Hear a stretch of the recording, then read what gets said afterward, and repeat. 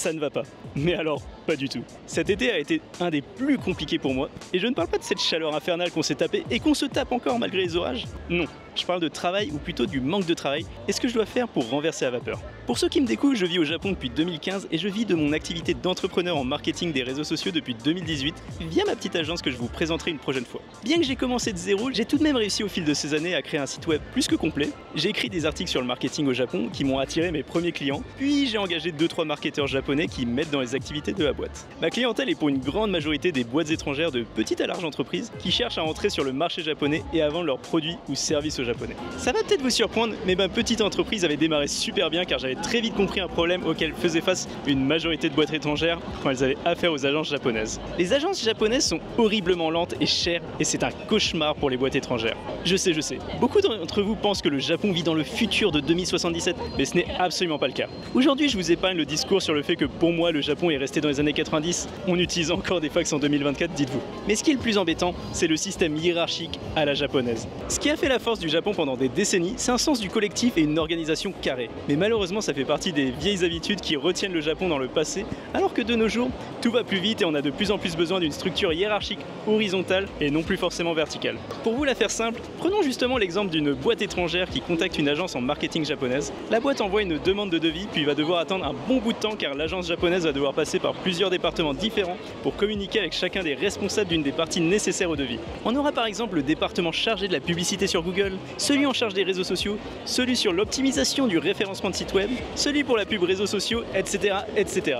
Un enfer car il faut passer par chaque N+1 qui, eux, vont contacter les petites mains responsables de chaque point du projet. Et vous en doutez, ça prend un temps complètement dingue. Le potentiel client, il attend 10 ans, puis on lui revient avec un devis et une facturation avec un coût astronomique. Pas top. Surtout que derrière, ce n'est pas dit que le projet démarre directement. Beaucoup d'agences prennent beaucoup trop de temps pour démarrer les campagnes de marketing à cause d'un processus d'un autre siècle. Tout ça pour en revenir à ma petite agence qui avait bien marché car on prenait une exécution rapide des campagnes, une transparence dans la facturation et des prix plus compétitifs car je n'ai pas de gros bureau ultra cher en plein cœur de Tokyo. Pendant une bonne année, ça s'était bien passé et mon agence a commencé à naturellement se spécialiser dans les business autour de l'événementiel et l'organisation de soirées. Puis soudain, une pandémie sauvage apparaît. Et là, c'était le caca. La moitié de mes clients ont mis les clés sous la porte en moins de 6 mois car tous leurs projets annulés du jour au lendemain. Pour ma part, j'ai réussi à survivre en réduisant au max mes coûts, en faisant quelques streams sur Twitch, mais ça, c'est une autre histoire. Je ne vais pas tout vous raconter en détail, ce ne serait que peu intéressant. Mais j'ai tenu avec quelques clients jusqu'à maintenant, mais je n'ai jamais récupéré le succès initial de mon agence, et ça bien sûr, c'est à cause de moi. Il faut croire en vérité que j'ai eu beaucoup de chance quand j'ai démarré en 2018. J'ai rencontré des clients qui étaient très ouverts à l'idée de travailler avec moi car on pouvait prouver notre talent en marketing et puis les coûts réduits les arrangeaient. De nos jours, on a moins cette chance. Beaucoup de clients en vérité, et ça va peut-être vous surprendre, ne s'intéressent pas aux performances que vous pouvez apporter. Ils s'intéressent plus à l'image que vous dégagez. Je m'explique. Un certain nombre de potentiels clients m'ont contacté car ils ont trouvé mon site web et mes articles intéressants, mais ont été assez déçus lors de la rencontre lorsque je leur explique qu'on n'a pas de bureau, qu'on travaille à distance et que nos coûts sont réduits car on n'a pas à payer des loyers et des coûts inutiles.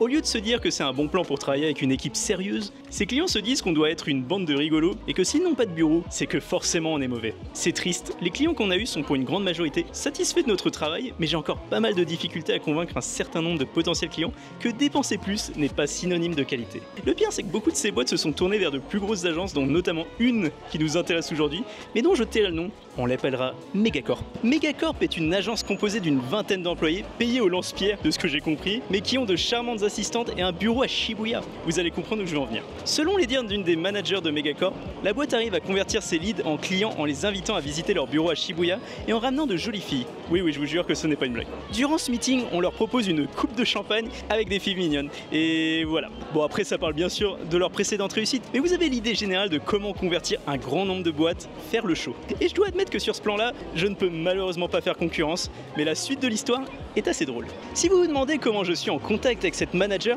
et pourquoi j'en sais autant, c'est tout simplement parce que ma boîte et moi, on a été engagés par Megacorp durant plusieurs années. Il y a un concept en agence qui s'appelle le White Label Marketing. Vous pouvez voir ça comme le dropshipping du marketing. Megacorp arrive à convaincre des boîtes de travailler avec eux pour un certain prix, puis discrètement nous donne à nous tout le travail à un prix plus bas. Ce qui fait que nous avons du travail et Megacorp touche sa commission. J'ai accepté pendant plusieurs années de travailler de cette manière à cause du manque de crédibilité que l'on transmet aux leads. L'ironie est que durant ces dernières années, il il existe une dizaine de leads qui nous ont refusé, ont engagé Megacorp et sans le savoir, nous ont engagés derrière. Et je vous jure que ce n'est pas une blague.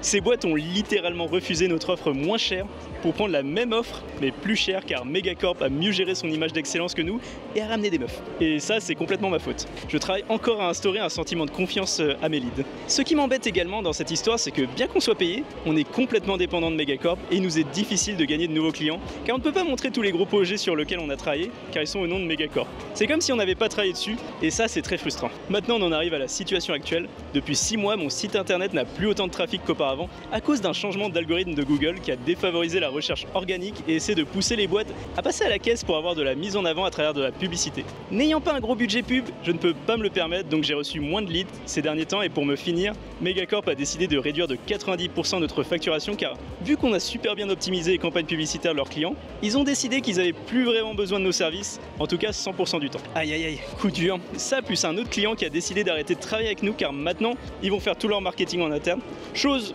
tout à fait normale qu'on se comprenne, mais pour nous c'est un coup dur. J'ai donc décidé de faire quelque chose qui va peut-être vous surprendre, mais j'ai complètement coupé avec Megacorp il y a 2-3 semaines. La raison principale étant que je veux me consacrer complètement à trouver nos propres clients. La deuxième, c'est que se prendre la tête avec les soucis de clients qui ne sont pas les nôtres pour 3 pesos, ça ne m'intéresse pas. Et dernière raison, c'est une façon polie de montrer notre mécontentement à Megacorp qui l'a plutôt compris et m'ont proposé de rester en contact. Ils m'ont demandé du coup si j'étais partant pour travailler avec eux dans le futur. À ça, je leur ai répondu que c'était avec plaisir si le projet en valait la peine.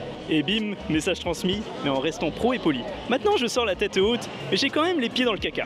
Il faut trouver une solution, et vite. Clairement, je continue de poster des articles en marketing en essayant de cibler des mots-clés recherchés, mais il faut que j'en fasse davantage. J'ai donc remarqué que j'avais un avantage notable par rapport à beaucoup d'agences, je n'ai pas peur de la caméra. Il faut donc que je crée du contenu vidéo. Je n'ai pas le même budget que d'autres grosses boîtes, mais je peux créer du contenu marketing sur le Japon, sur le branding de marques japonaises et commencer à attirer un public à partir de là. L'idée étant de devenir une source d'infos sur le marketing au Japon, mais aussi de m'établir en tant qu'expert en marketing, et j'ai bien dit moi. Le truc c'est que si vous regardez du contenu en marketing sur YouTube, vous remarquerez sans doute que ce n'est pas des agences qui sont mis en avant, mais bien des individus. Je pense que l'intérêt de faire ça, c'est surtout de gagner la confiance de potentiels clients. Si les gens vous voient comme un pro dans votre domaine, ils seront moins frileux à l'idée de travailler avec vous, bureau à Shibuya ou non. Donc cette semaine, je l'ai passé à écrire des scripts de concept marketing, en anglais désolé. Je vais essayer de cibler un maximum de gens et je vous en reparlerai sans doute en temps voulu. J'attendais aussi de me couper les cheveux, qui est chose faite. L'entrepreneuriat, je vais vous dire, ce n'est pas forcément ce que vous voyez sur internet. C'est beaucoup de moments de doute, d'incertitude et de réflexion sur comment aller plus loin, ou juste comment on va payer les factures à la fin du mois. Mais c'est aussi très excitant et c'est clairement une aventure en soi. Donc si vous êtes entrepreneur ou que vous allez vous lancer à votre propre compte, je vous souhaite une incroyable aventure et je vous dis à la semaine prochaine, Mata Kondo.